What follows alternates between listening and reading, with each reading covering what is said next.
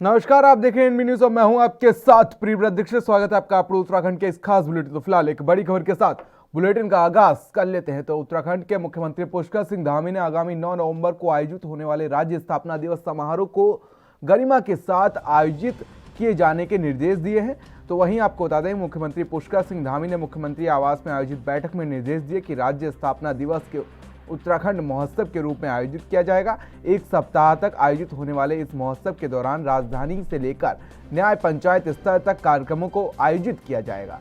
मुख्यमंत्री ने इस अवसर पर उत्तराखंड गौरव पुरस्कार प्रदान किए जाने की भी बात कही, जिसमें राज्य के विभिन्न क्षेत्रों में उल्लेखनीय योगदान देने वाले प्रतिष्ठित लोगों को पुरस्कृत किए जाने की व्यवस्था की जाए।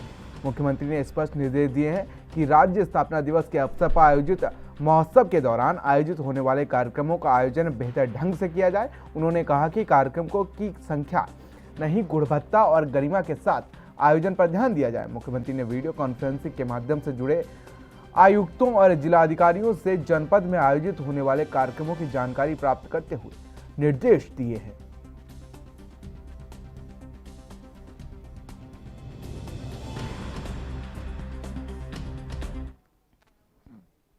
तो बाबा केदारनाथ के धाम के कपाट बंद होने के बाद भैया दूज के अवसर पर मंत्रोच्चारण के बीच शीतकाल के लिए कपाट बंद कर दिए गए हैं और इस दौरान मंदिर परिसर में काफी संख्या में लोगों की भीड़ मौजूद रही। भैया दूज के पावन पर्व पर शनिवार को परंपरा अनुसार भगवान आशुतोष के 11वें ज्योतिर्लिंग केदारनाथ धाम के कपाट बंद कर दिए गए हैं और सुबह करीब 8 बजे विधि विधान के साथ शीतकालीन सत्र के कपाट बंद कर दिए गए हैं। इस मौके पर सैकड़ों भक्तों ने बाबा के दर्शन किए और पुण्य अर्जित किया। सुबह 4 बजे से ही मंदिर में विशेष पूजा अर्चना शुरू हो गई थी।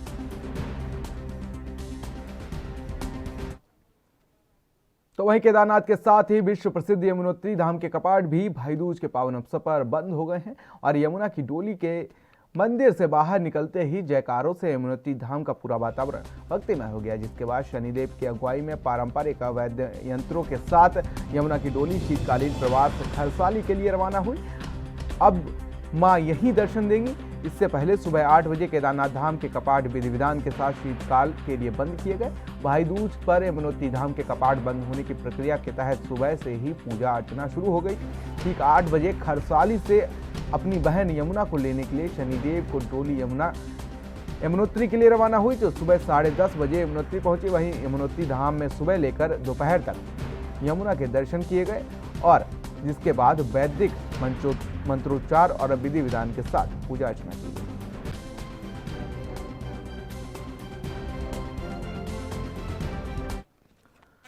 तो वहीं उत्तराखंड के मुख्यमंत्री पुष्कर सिंह धामी ने शनिवार को जैन मंदिर में जैनाचार्य राष्ट्र संत विश्व रत्न सागर सूर्य जी महाराज से शिष्टाचार भेंट की और आशीर्वाद दिया।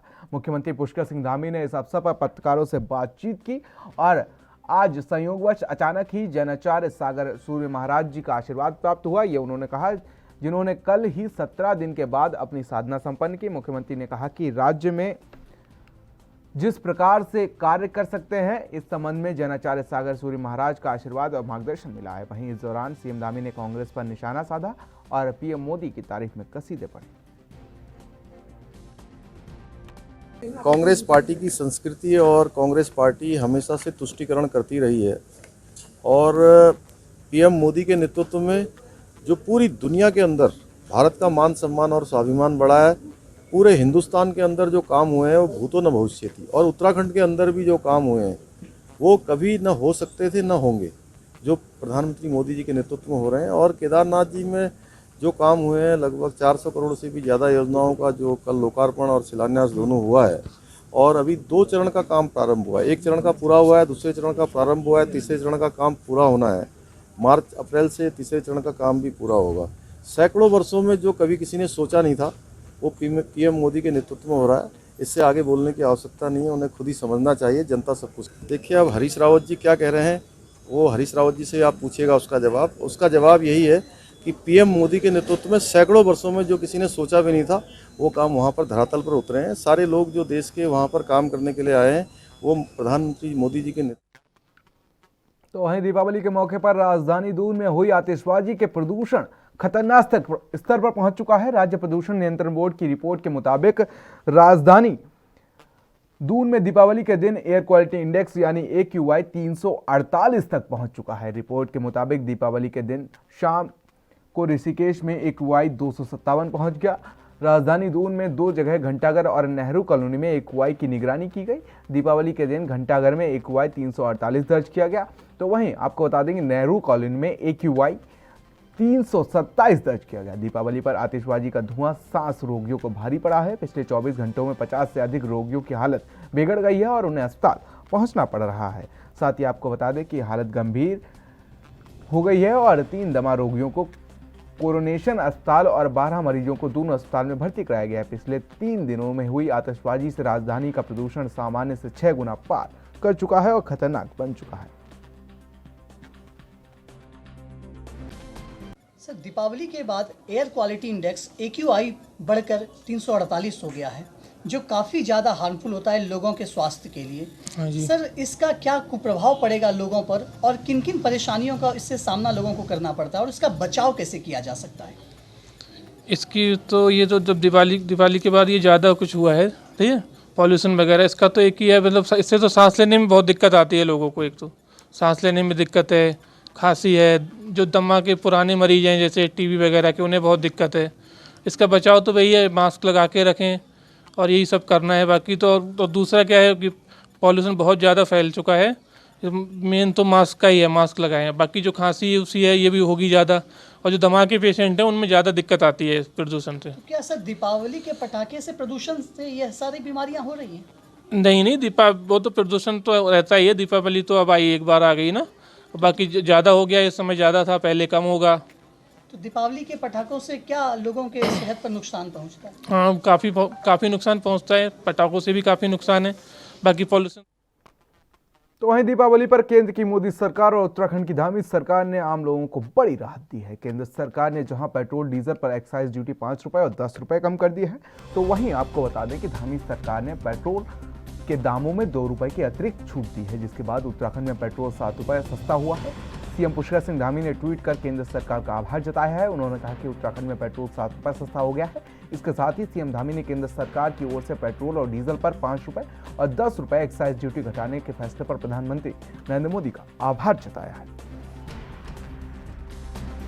माननीय प्रधानमंत्री जी का हम धन्यवाद करना चाहते हैं कि उन्होंने देश की जनता को दीपावली के शुभ अवसर पर डीजल और पेट्रोल के दामों में भारी कटौती की है। 10 रुपये डीजल की कटौती हुई है, 10 रुपये लीटर डीजल सस्ता होगा और 5 रुपये लीटर पेट्रोल सस्ता होगा पूरे देश के अंदर।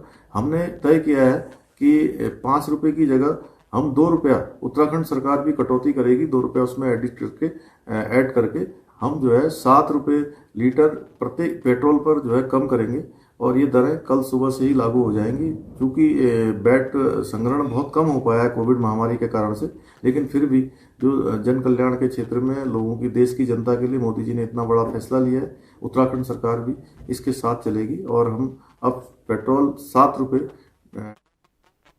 तो दीपावली पर केंद्र की मोदी सरकार और उत्तराखंड की धामी सरकार ने आम लोगों को बड़ी राहत दी है। केंद्र सरकार ने जहां पेट्रोल डीजल पर एक्साइज ड्यूटी 5 रुपए और 10 रुपए कम कर दी है, तो वहीं धामी सरकार ने पेट्रोल के दाम में 2 रुपए की अतिरिक्त छूट दी है, जिसके बाद राज्य में अब पेट्रोल की कुल कीमतों में 7 रुपए की गिरावट आई है। राज्य सरकार के इस फैसले से उत्तराखंड की जनता भी खुश है और जनता उत्तराखंड के मुख्यमंत्री और प्रदेश की और केंद्र सरकार का धन्यवाद दे रही है। जनता का कहना है कि डबल इंजन की सरकार में वाकई दम है। सुनवाते हैं आपको जनता का रिएक्शन, किस तरीके से वो मोदी सरकार और धामी सरकार का। धामी के द्वारा जो पेट्रोल के दाम कम किए गए हैं, क्या आप राज्य सरकार के इस फैसले से खुश हैं?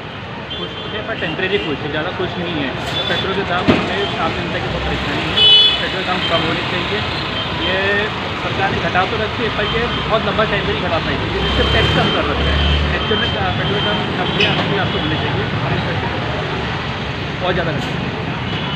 पेट्रोल डीजल के घटते दाम पर पुष्कर धामी सरकार से आप कितने खुश नजर आ रहे हैं?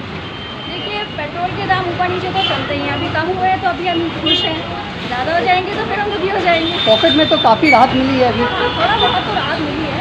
7 से 8 रुपये के आसपास कीमत कम हो गई। पेट्रोल की टैंक कम में पूरा भर जाता है तो कटिंग को दिवाली से पहले हो जाता है।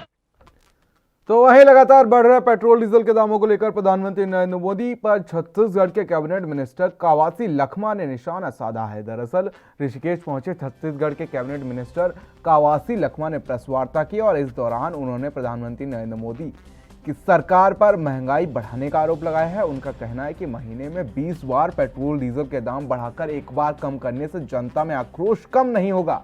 इस प्रकार से 20 बार पेट्रोल डीजल के दाम कम करने पर भी जनता उन्हें माफ नहीं करेगी। मौके पर कैबिनेट मिनिस्टर ने जूते पहनकर केदारनाथ मंदिर में जाने पर प्रधानमंत्री नरेंद्र मोदी पर आस्था के साथ खिलवाड़ करने का आरोप लगाया है।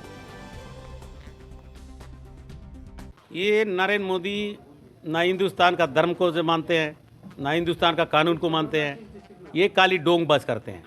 इनका अपना जो बेचने वाला काम करता है, मार्केटिंग करता है। मार्केटिंग के अलावा इसको कोई काम नहीं आता नहीं। उस अभी परसों मंदिर गया था, क्या नाम, केदारनाथ में। वहाँ पर चप्पल लेके घूम रहा था। तो इस प्रकार कभी सेना का ड्रेस पहनने से, कभी मंदिर दर्शन करने से नहीं होगा। देश का दिल को जानना है। देश का आज हालत खराब हुआ है। डीजल पेट्रोल का रेट बढ़कर अभी 5 साल में 4 चुनाव हुआ, एक भी वहाँ मुख्यमंत्री होने के बाद भी उनको वोट नहीं दिया है। उनको डर भय बचा है। तो अभी दिखाने के लिए 5 रुपये का डीजल का रेट कम किया है। लेकिन वो आम आदमी के लिए जीरा में ऊँट का मुंह में जीरा लगा टाइप का है। ये जो जितना भी रेट नरेंद्र मोदी आज महीना में 20 बार रेट बढ़ाया और 20 बार इसको रेट कम करेगा तब इस देश का जनता माफ करेगा। में हरिद्वार देहरादून में कल आया था। यहाँ के देवी का नगरी है। यहाँ मतलब ऋषिकेश में मेरे को आने का बहुत दिन से विचार था। मैं आया हूँ। अरे सभी मंदिर में हम लोग दर्शन किए। हम यही आशीर्वाद मांगे कि हमारे छत्तीसगढ़ के सरकार को, छत्तीसगढ़ के जनता को आशीर्वाद मिले, छत्तीसगढ़ का जनता को खुशहाली मिले। यही मैं देवी से मैं दर्शन करके मिला हूँ। कल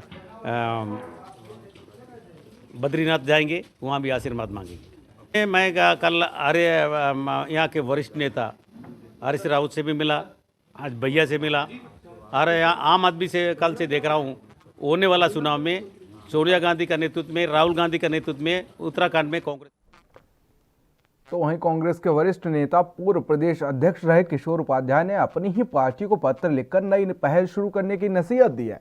कांग्रेस नेता किशोर उपाध्याय ने कहा कि जिस प्रकार से उत्तर प्रदेश में प्रियंका गांधी ने 40 टिकट महिलाओं को देने की बात कही है, उसी तर्ज पर उत्तराखंड में भी कांग्रेस पार्टी को 40 टिकट महिलाओं को विधानसभा चुनाव में देनी चाहिए। कांग्रेस नेता ने अपनी इस मांग को लेकर पार्टी के प्रदेश अध्यक्ष, प्रभारी प्रदेश अध्यक्ष, नेता प्रतिपक्ष और वरिष्ठ नेता विनय कमेटियों को जिम्मेदारी दी गई है। चुनाव को देखते ही उन्होंने सभी को पत्र लिखकर चुनाव में महिलाओं को 40% टिकट देने की बात कही है। साथ ही कांग्रेस नेता ने कहा कि उत्तराखंड की जनता को घरेलू सिलेंडर मुफ्त में मिलना चाहिए, क्योंकि बीजेपी सरकार ने जिस प्रकार से वनों पर कानून लगाकर जनता को अधिकार विहीन कर दिया है, उससे जनता को परेशानी हुई है। मैंने आज अपने सम्मानित प्रभारी देवेंद्र यादव जी को, अपने कांग्रेस के सभी वरिष्ठ नेताओं जिसमें हरीश रावत जी, हमारे सम्मानित प्रदेश अध्यक्ष गणेश गोदियाल जी, नेता प्रतिपक्ष प्रीतम सिंह जी, माननीय मुख्यमंत्री जी और राज्य के सभी राजनीतिक दलों से आग्रह किया है कि जैसे उत्तर प्रदेश में प्रियंका गांधी वाड्रा जी ने 40% टिकट महिलाओं को, नारी शक्ति को देने का संकल्प किया है। 3 रसोई गैस सिलेंडर वहाँ मुफ्त देने की बात की है। उसी तरह उत्तराखंड में भी 40% टिकट महिलाओं को देनी चाहिए। इसका मैं पूरा समर्थन करता हूँ। और यहाँ तो कम से कम महीने में 1 गैस सिलेंडर निःशुल्क मिलना चाहिए क्षतिपूर्ति के रूप में, जो हमारी रसोई गैस की लकड़ी जो है सरकार ने छीन ली है। और जो हमारे वनाधिकार हैं, जिसमें हम वनों पर अपने पुश्तैनी हक हकूकों की बात कर रहे हैं और 2006 के वनाधिकार कानून को लागू करने की बात कर रहे हैं, वो यहाँ पर तो वहीं कैबिनेट मंत्री बंशीधर भगत ने कहा कि हिमाचल प्रदेश में हुए उपचुनाव के नतीजों का कोई असर उत्तराखंड के आगामी विधानसभा चुनाव पर नहीं पड़ेगा। बीजेपी मध्य प्रदेश और असम में उपचुनाव जीती भी है। तो वहीं इसके साथ ही बंशीधर भगत ने पूर्व कैबिनेट मंत्री यशपाल आर्य और उनके बेटे पूर्व विधायक संजीव आर्य के कांग्रेस में वापसी पर चुटकी ली है। उन्होंने कहा कि जाने वाले को आज तक कौन रोक पाया है। दोनों के जाने से बीजेपी या विधानसभा चुनाव पर कोई असर नहीं पड़ेगा। बीजेपी कैडर आधारित दल है, कार्यकर्ता सबसे बड़ी पूंजी है। दोनों के जाने से कांग्रेस की स्थिति जरूर खराब होगी। जो छोड़ के जा रहे हैं वो आए भी कहीं से थे और उनका अपना व्यक्तिगत मतलब था। अगर हम यशपाल जी की बात करें तो बागपुर में सरदारों की संख्या बहुत ज्यादा है। उनके मन में एक भय हो गया कि शायद सरदार भारतीय जनता पार्टी को वोट नहीं देंगे और मैं हार जाऊंगा, इस कारण वो चले गए। 2022 हमारे लिए कोई बहुत कठिन बात नहीं है, क्योंकि हमारी पार्टी कोई टेम्परेरी काम करने वाली नहीं है, परमानेंट काम है। और बाकी पार्टी अपनी जगह खड़ी है, कैडर बेस्ड पार्टी है और नेतृत्व तो हमारा सक्षम है, चाहे वो केंद्रीय नेतृत्व हो, चाहे वो प्रदेश का नेतृत्व हो, चाहे वो प्रधानमंत्री।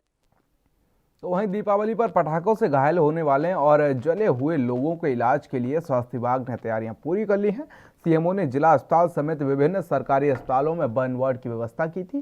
साथ ही दीपावली के दिन अस्पतालों में नेत्र त्वचा सर्जन समेत अन्य विशेषज्ञों की तैनाती 24 घंटे में की गई थी।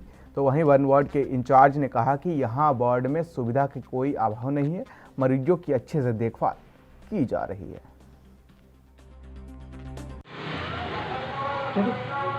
सर, यदि कोई व्यक्ति जल जाता है तो प्राथमिक उपचार के तर्ज पर उसे क्या करना चाहिए? पहले तो हर एक आदमी को ध्यान रखना चाहिए वो जले ना, कोई लापरवाही नहीं होनी चाहिए, कोई बेवकूफ़ी की हरकतें नहीं होनी चाहिए। जो आदमी जलता है वो या तो लापरवाही से जलता है या वो अपने आप को बहुत ज़्यादा इंथुजियास्टिक या बहुत ज़्यादा एडवेंचरस करने लगता है, तब जलता है दिवाली पे। अगर आप अनार को हाथ में जलाओगे तो जलेगा, जो आपको एक्सीडेंट का खतरा है जलने का। अगर आप फुलझड़ी को इधर उधर फेंक दोगे तो उस पर बच्चे पैर रख लेते हैं, जल जाते हैं। तो हर एक आदमी को बहुत बहुत बहुत केयरफुल रहना है कि वो जले ना। दूसरी बात, अगर जल जा रहा है तो सिर्फ और सिर्फ पानी लगाना है। साबुन पानी लगा सकते हैं या सिर्फ पानी लगाना है। बर्फ़ है या इंक है, टूथपेस्ट है, मेहरबानी करके ये सब कुछ नहीं लगाना है, सिर्फ पानी लगाना है। बर्निंग वार्ड में यहाँ पर किस किस तरीके की सुविधा है या आपको किस तरीके की असुविधा को झेलना पड़ रहा है? असुविधा तो कुछ भी नहीं मिली यहाँ पर, फैसिलिटीज़ अच्छी हैं यहाँ पे सारी ना, डॉक्टर्स काफ़ी अच्छे हैं, स्टाफ सपोर्टिंग है बहुत यहाँ पर, और सर्जरीज भी हैं यहाँ पर। अगर आपको कोई मेरी जैसे सैंड की सर्जरी करनी है तो मैं स्पेलिंग काफ़ी है, उसके भी 2-3 दिन की सर्जरी होनी है। बाकी तो प्रॉब्लम नहीं है यहाँ पर, हॉस्पिटल बेस्ट है यहाँ पर। जो बर्निंग का है केयर में बेस्ट ट्रीटमेंट दे रहे हैं कोरोनेशन हॉस्पिटल। और आपको डॉक्टर टाइम पर आते हैं? डॉक्टर के विजिट्स हैं टाइम पे, टाइमली विजिट्स है, टाइमली फूड अवेलेबल हो रहा है, क्लीनिंग का बहुत ध्यान रखा गया है। और मॉर्निंग इवनिंग में आई थिंक 8 से 10 बार सफाई होती है पूरे फ्लोर की, तो कोई प्रॉब्लम। और फिलहाल यहाँ वक्त होता है एक छोटे से ब्रेक का, जल्द हाजिर होते हैं।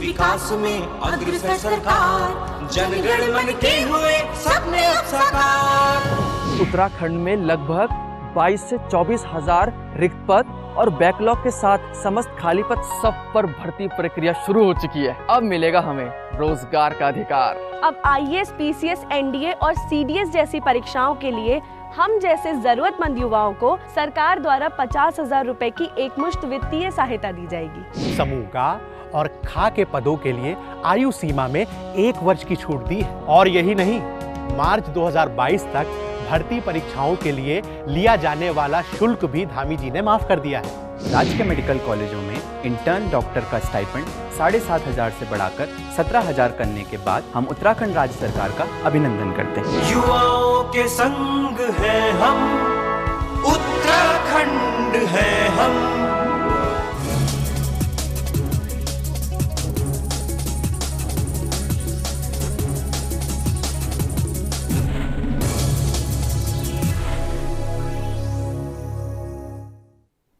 तो ब्रेक के बाद आप सभी का एक बार आप उत्तराखंड में एक बार फिर स्वागत है। रुक कर लेते हैं खबरों की ओर, जहां पर प्रधानमंत्री नरेंद्र मोदी के दौरे पर कांग्रेस की ओर से उठाए गए सवाल के बाद बीजेपी ने कांग्रेस के आरोपों को निराधार बताया है। बीजेपी के प्रदेश प्रवक्ता नवीन ठाकुर ने कहा कि प्रधानमंत्री नरेंद्र मोदी का केदारनाथ दौरा आध्यात्मिक दौरा ही था।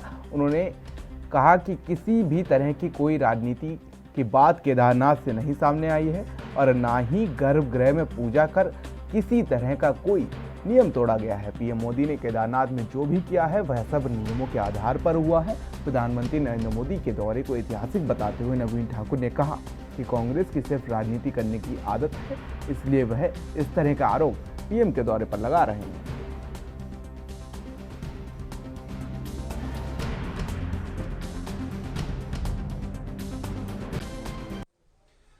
देखिए, माननीय प्रधानमंत्री जी के कार्यक्रम पर भी टिप्पणी करना ये कांग्रेस की हताशा और निराशा को दर्शाता है। माननीय प्रधानमंत्री जी ने अगर आज केदारनाथ में वहां के पंडित पुरोहितों को, वहां के स्थानीय जनता को संबोधित किया तो कोई राजनीतिक बात तो माननीय प्रधानमंत्री जी ने की नहीं। माननीय प्रधानमंत्री जी ने यह तो नहीं कहा कि भारतीय जनता पार्टी को वोट दो, ना माननीय प्रधानमंत्री जी ने कांग्रेस का नाम लिया, ना ही किसी राजनीतिक दल का नाम लिया।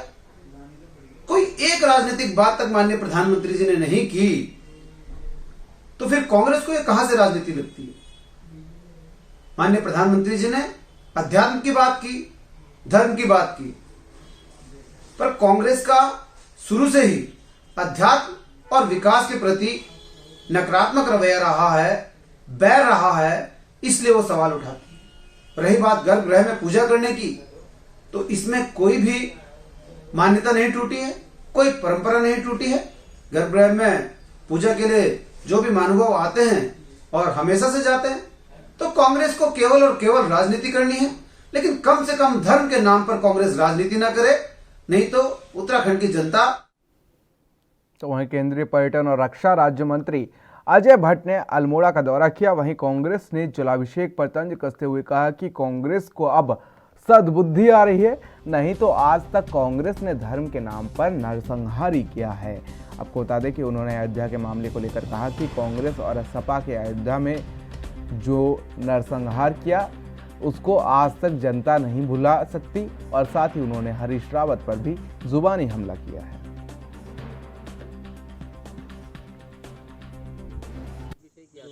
अच्छी बात है कि हम लोग कर रहे हैं, मोदी जी अकलुषित भाव से कर रहे हैं। आज नहीं, सब जगह आपने देखा होगा गंगा की आरती मोदी जी ने प्रारंभ की।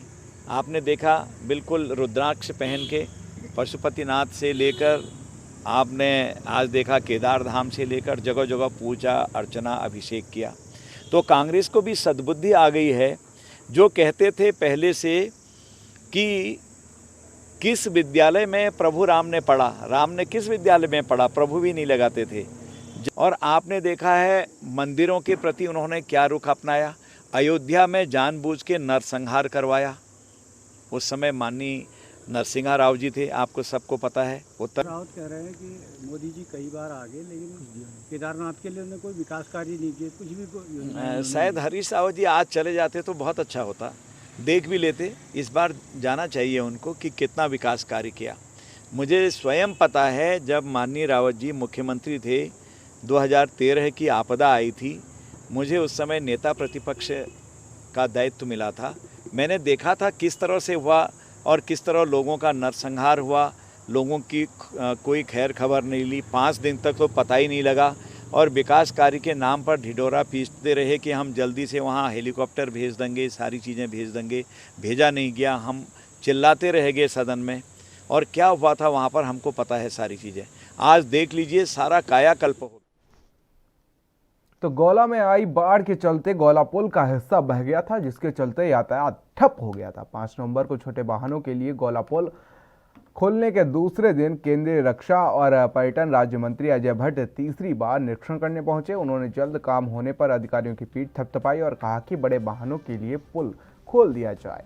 केंद्रीय रक्षा राज्य मंत्री ने देहरादून से लौटते समय 3 नवंबर को शाम को गौला पुल का निरीक्षण किया था। तब भी उन्होंने NHAI के अधिकारियों को जल्द काम पूरा करने के निर्देश दिए थे। साथ ही आपको बता दें कि कार्य पूरी प्रगति पर है। NHAI के अधिकारियों ने यह भी कहा कि कार्य युद्ध स्तर पर जारी है। 1-2 दिन के बाद पुल खुल जाएगा। 5 नवंबर को छोटे वाहनों के लिए पुल खोल दिया जाएगा। शनिवार को एक बार फिर केंद्रीय राज्य मंत्री गौला पुल पर पहुंच गए और उन्होंने पूरी स्थिति देखी।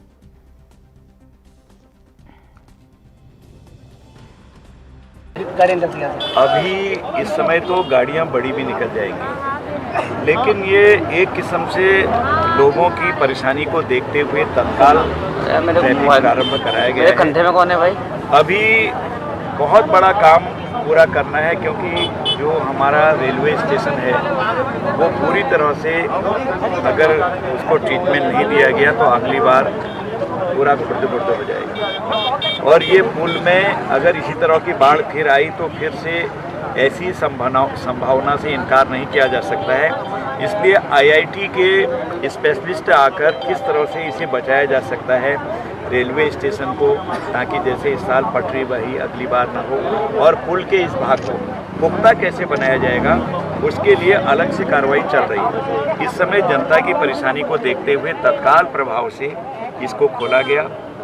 NH का था, केंद्र सरकार का पुल था, तो बार बार बात आ रही थी। तो माननीय प्रधान हमारे मुख्यमंत्री जी ने 2 बार यहाँ आके निरीक्षण किया। मैं स्वयं 2 बार, आज ये तीसरी बार मैं यहाँ पर आ रहा हूँ। तो मैं अपने कर्मचारियों को भी बधाई दूंगा कि उन्होंने हमारी बात को माना है, रात दिन काम किया है। यहाँ के एडमिनिस्ट्रेशन ने लगातार, मजिस्ट्रेट, SDM, DM लगातार इसको फॉलो कर रहे थे।